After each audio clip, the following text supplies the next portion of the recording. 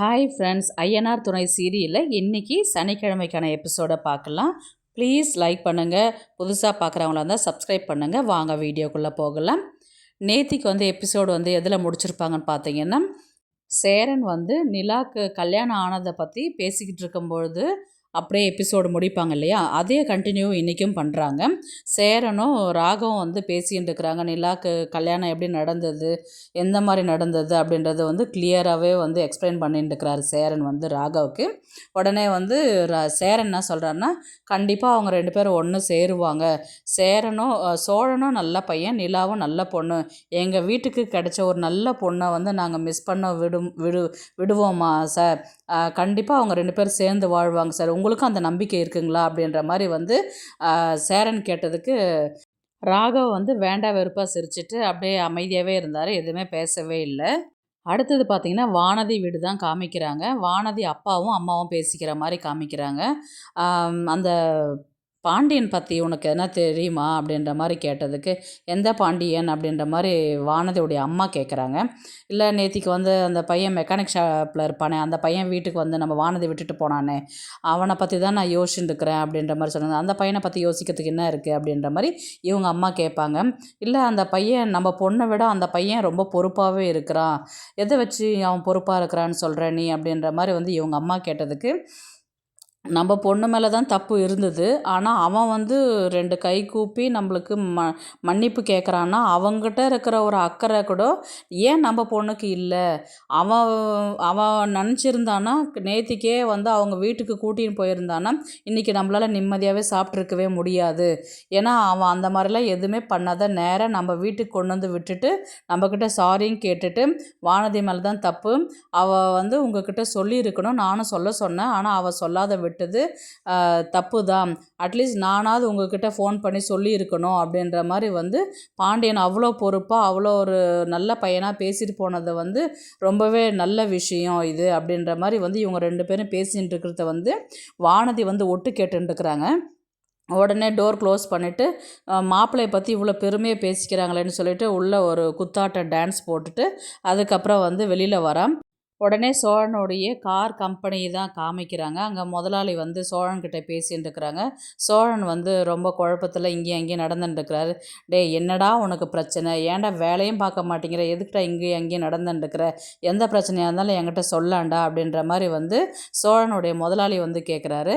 அதுக்கு இவர் என்ன, எதுவும் இல்லைண்ணா, மனசு குழப்பமாக இருக்குதுண்ணா, எப்படி சொல்கிறதுன்னு தெரியலன்னு. டே, எல்லா விஷயத்தையும் தான் என்கிட்ட சொல்லியிருக்கிற, எந்த விஷயமா இருந்தாலும் ஏன்டா மனசை போட்டு குழப்பிக்கிற? என்கிட்ட சொல்லாண்டா அப்படின்ற மாதிரி சொன்னதுக்கு, நிலா என்னால் புரிஞ்சிக்கவே முடியல. இப்போது ராகவ் வர ஒரு பிரச்சனை பண்ணின்னு இருக்கிறான், என்னால் அது ஜீர்ணிக்கவே முடியல அப்படின்ற மாதிரி பேசுனதுக்கு, நான் ஒரு பொறுக்கி, என்னால் அவளை சந்தோஷமாக வச்சுட்டு இருக்க முடியுமா முடியாதான்னு தெரியல. இதில் டைவர்ஸ் வேறு போயின்னு இருக்குது. இதில் ராகவ் வேறு, அவன் ஆஃபீஸ் முதலாளி ஒரு பக்கம் என்னை டார்ச்சர் பண்ணுறான். என்னால் நிம்மதியாகவே இருக்க முடியலண்ணே, வேலையே செய்ய முடியலண்ணே, எனக்கு ஒரே குழப்பமாக இருக்குண்ணே எனக்கு அப்படின்ற மாதிரி சோழன் சொன்னதுக்கு, உடனே இவர் என்ன சொன்னார், நீ சொல்கிறது எல்லாமே நிஜம்தானடா, அவளை சந்தோஷமாக வச்சுக்க முடியாது, அவளை வசதியாக வச்சுக்க முடியாதுன்னா பேசாத விட்டுறேன்டா அப்படின்னு சொன்னதுக்கு, ஏன்னா இது சொல்கிறதுக்கான நான் அவங்ககிட்ட சொன்னேன் நான் அப்படின்ற மாதிரி சோழன் சொன்னதுக்கு, சரி அதுக்கப்புறம் இஷ்டம் இல்லை, அப்போ விடாதடா அப்படின்ற மாதிரி சொல்லிவிட்டு, உங்கள்கிட்ட சொன்னதே வேஸ்ட்டுண்ணா அப்படின்ற மாதிரி அங்கேருந்து எழுந்து போயிடுவார் சோழன். அடுத்தது நிலாவுடைய ஆஃபீஸ் தான் காமிக்கிறாங்க. நிலாவும் திவ்யாவுக்கிட்டையும் ராகவ் நிலா, திவ்யா ஈவினிங் உங்ககிட்ட ஒரு ப்ராஜெக்ட் விஷயமா பேசணும், எல்லோரும் போனதுக்கப்புறம் நீங்கள் வெயிட் பண்ணுங்கள் அப்படின்ற மாதிரி சொன்னதுக்கு, என்னவா இருக்கும் அப்படின்ற மாதிரி இவங்க ரெண்டு பேர் டிஸ்கஸ் பண்ணுறாங்க. அதுலேயும் வீட்டுக்கு கிளம்புற நேரத்துலேயே ப்ராஜெக்ட் பற்றி பேசுவார் அப்படின்ற மாதிரி சொன்னதுக்கு, வெயிட் பண்ணுவாங்க. 5:30 ஆகிடும், 6:30 ஆகும், 7:30 ஆகும். உடனே இவங்க திவ்யா என்ன சொல்லுவாங்கன்னா, எனக்கு ஹாஸ்டலில் இஷ்யூ ஆகும் லேட்டாக போனால், என்ன பண்ணுறதுன்னு தெரியல அப்படின்னு சொன்னதுக்கு, நிலா சொல்லுவாங்க, நான் ராகவ் கிட்ட கேட்டுட்டு வரேன் அப்படின்ற மாதிரி சொன்னதுக்கு, ராகவ் எவ்வளோ நேரம் ஆகும், இன்னும் வெயிட் பண்ணணுமா அப்படின்ற மாதிரி கேட்டதுக்கு, இல்லை திவ்யாவுக்கு பார்த்திங்கன்னா ஹாஸ்டல் இஷ்யூ இருக்குங்களா, அதனால் சீக்கிரமாக போகணும் அப்படின்ற மாதிரி சொன்னதுக்கு, சரி அவங்கள வேணால் கிளம்ப சொல்லிவிடுங்க, நீங்கள் வெயிட் பண்ணுங்கள் அப்படின்ற மாதிரி ராகவ் சொன்னதுக்கு, நிலா திவ்யா கிட்ட சொன்னதுக்கு, திவ்யா என்ன சொல்லுவாங்கன்னா, சரி நான் கிளம்புறேன், எந்த விஷயமா இருந்தாலும் நான் நாளைக்கு கேட்டு தெரிஞ்சுக்கிறேன் அப்படின்ற மாதிரி அவங்க கிளம்பிடுவாங்க. இவங்க மறுபடியும் 7:30க்கு மேலே ஆகிட்டதுனால உடனே பல்லவனுக்கு ஃபோன் பண்ணி, "பல்லவா இன்னைக்கு நான் வரதுக்கு லேட் ஆகிடும், வீட்டில் கொஞ்சம் இன்ஃபார்ம் பண்ணிவிடு" அப்படின்னா, "சரி அண்ணி நான் சொல்லிடுறேன் நான்" அப்படின்ற மாதிரி பல்லவன் ஃபோன் வச்சிடுறான். அடுத்தது பார்த்தீங்கன்னா, பாண்டியனுடைய மெக்கானிக் ஷெட் தான் காமிக்கிறாங்க. அங்கே வந்து வானதி வந்து உட்காந்து பேசின்னு இருக்கிறாங்க. அதுக்கப்புறம் அவங்க வேலை செய்கிற பையனும் கிண்டல் பண்ணிக்கிட்டு, அரட்டை அடிச்சுக்கிட்டு பேசின்னு இருக்கிறாங்க. அதுக்கப்புறம் வந்து பாண்டியன் வந்து என்ன சொல்கிறாருன்னா, "அப்புறம் வீட்ல என்ன சொல்கிறாங்க?" அப்படின்னு சொன்னதுக்கு, "ஐயோ! நானே மறந்தே போயிட்டேன். எப்போ பார்த்தாலும் எங்கள் அம்மா உன்னை திட்டிகிட்டே இருக்கும்ல, நேத்திக்கு உன்னை பற்றி பெருமையாக பேசிக்கிட்டு இருந்தாங்க பாண்டி. எனக்கு வந்து பொறுப்பே இல்ல. உனக்கு தான் பொறுப்பா இருக்குது. அந்த பையன் ரொம்ப பொறுப்பா இருந்து கொண்டு வந்து வீட்ல விட்டுட்டு போயிட்டான். அவன் மட்டும் அவங்க வீட்டுக்கு கூட்டின்னு போயிருந்தான்னா, இன்னைக்கு நம்ம மானம், மரியாதை எல்லாமே போயிருக்கும். பரவாயில்ல, ரொம்ப நல்ல பையனா தான் இருக்கிறான்னு" சொல்லிட்டு எங்க அப்பாவும், எங்க அம்மாவும் உன்ன பத்தி அவ்ளோ நல்ல விதமா பேசிக்கிட்டு இருந்தாங்க பாண்டி.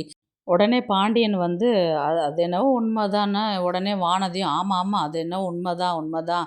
அப்படின்ற மாரி வந்து அடுத்தது பார்த்தீங்கன்னா, வீட்ட தான் காமிக்கிறாங்க. நிலா வந்து சேரன பார்த்து, "உங்களுக்கு அறிவு இருக்கான்னு?" கேட்டுட்டு இன்னைக்கான எபிசோட முடிக்கிறாங்க. நாளைக்கு வந்து பார்த்தீங்கன்னா, வீட்ல வந்து வானதி, பாண்டியன், சோழன் எல்லாருமே இருக்கிறாங்க.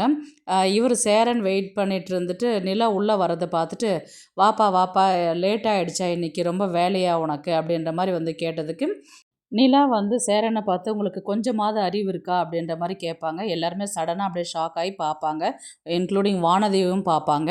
"என்ன இவங்க இப்படி பேசுறாங்க?" அப்படின்ற மாரி வந்து வானதி நினைப்பாங்க.